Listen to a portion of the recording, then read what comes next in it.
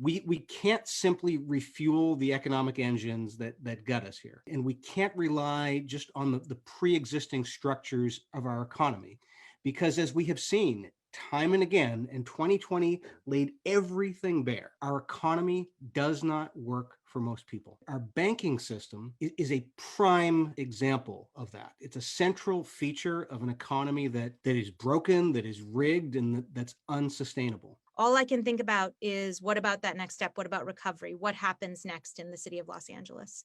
And I think if we had already had a public bank in place, I would feel much better. Bank of North Dakota holds $7 billion in assets. They custody and insure all public funds in the state, and they've returned $1 billion to that small state in its lifetime. That's pure profit that the taxpayers of that state did not have to pay.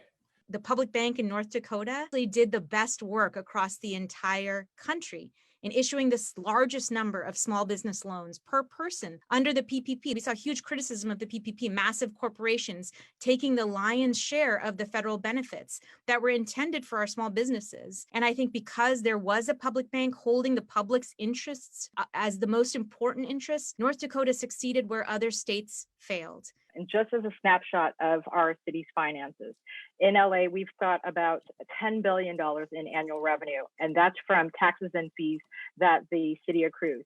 We've got around $12 billion in investments, around $45 billion in pensions and retirement accounts. So cities like LA already have the deposits needed to balance out a public bank's loans portfolio. These are funds that are right now sitting in Wall Street banks with no fiduciary duty to reinvest them back into LA. And our work today really is the natural evolution from the divest to invest movement, which is about creating a fundamental shift in finance, putting the power back into the hands of the people where it belongs so that we can determine how our public funds are used.